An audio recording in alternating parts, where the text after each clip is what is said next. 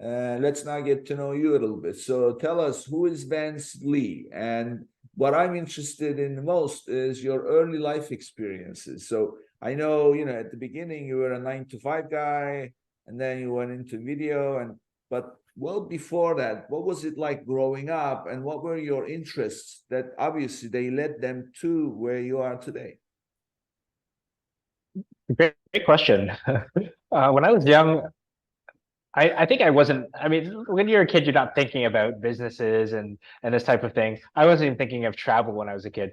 But I think when I was young, I was really into sports. I was really into like physical fitness, like these types of things that were just kind of fun for me as a child. And I mean, I got a lot of inspiration from my father, who was an entrepreneur at the time. He owned a restaurant, and he always kind of like tried different things. So growing up, I always saw.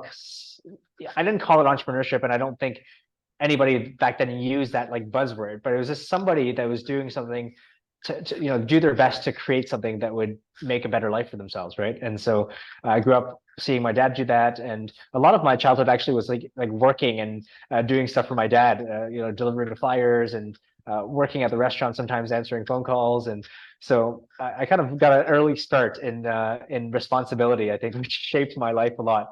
But outside of that, just really into fitness and those types of things that really kind of kept me going in terms of just keeping my body going. Let me understand your environment first, growing up. So where did you grow up? I grew up in a city outside of Toronto, like a smaller city outside of Toronto in Canada. So Toronto, Canada, a city that's about 45 minutes away from Toronto. And a small town. Smallish. I mean, compared to Toronto, small. Yeah. Okay. So, and your father was he always had a restaurant, or did he decide to open a restaurant? What was that I experience? was at a young age, maybe it was right before I was born that he opened this restaurant. I think he was trying other things.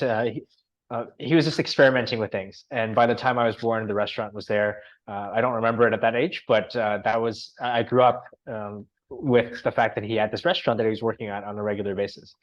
So you're coming into an environment where you know that you eat what you kill, right? That's the entrepreneur's life, right? So you eat what you kill, and in order to eat, and in order to keep it going, you have to come up with something new, and that's what you are seeing growing up. Your dad trying different things all the time, right? Pretty much, yeah. And then eventually he started learning massage therapy and acupuncture and these types of interesting kind of therapy modalities. And then he moved towards that. So at a certain point in my life, I was in grade 8, I believe. Grade 7, grade 8, he was already learning this, and then he kind of moved into like the health and healing path. And I just he's still on this path now, but that's what I saw growing up as a kid. It's just this man trying his best, doing different things, and exploring different ways that he could do well for himself. So this is very interesting to me. You see, what's happening is you grew up seeing people taking risks, trying new things, and now you are involved in supporting people trying new things, right? It's like, things coming full circle. You have almost become, there's the all these people coming to your playground theory program, or doing anything where you are involved. Your whole involvement is Mm. nurturing these people trying new things. You've become their surrogate dad. I never thought about it this way, but that's a very well put way to describe it. Well, I mean, I don't see any other way to see it. But when I hear this, it's always the same, because people just go back to whatever was in their nurturing environment in the first place. So, and then you grow up, and the other thing is, of course, in order to sustain this, you have that fitness, mental and physical fitness, and you are active. And and then tell us more once you are at an age where, you know, you've got your education and everything. How did you transition into the working life, so to speak? Well, I dabbled with entrepreneurship in a different way earlier on, and I never thought about it as that. But when I was in university, I started getting involved in, you know, student associations, student clubs, and all these types of things that were kind of interesting when it came to creating things. So I got involved in some a student group where I led this group to create lots of events and a charity fashion show and, you know, parties and things like this. So it was kind of like a an opportunity for me to learn about how to deal with people and leadership and organization and strategy and all these types of things.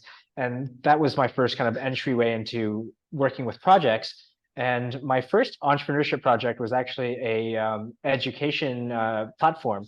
Um, Back then it wasn't very easy and it wasn't very supported. Nowadays, like, entrepreneurship is like, yeah, go for it, everyone. And there's resources on YouTube and Instagram and TikTok, and everybody's talking about it. But back then, it wasn't like a very prevalent thing. And I had a roommate back at the time, a good friend of mine, and we started this company called Study Monkey. And this company was it's a notes platform where you could buy and sell notes. So if you're a good student, you could upload your notes there, and then people that need notes, they can go download them and pay for a certain amount, and we would take a cut as the website. So we actually did this for about a year before we realized that we both weren't passionate about it, and it just became a good experience to to kind of go through this, like you know, this attempt to build something and to take it from nothing to, you know, to potentially something.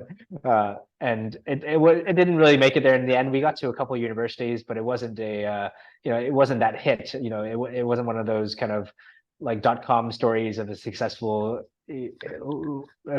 platform, but it was a good learning experience. And then after that, I kind of took a little bit of a break and went back to like a regular job, kind of to regroup and decide what I wanted to do. And that's after what kind of led to the, you know, the video production agency that you mentioned, and eventually the Amazon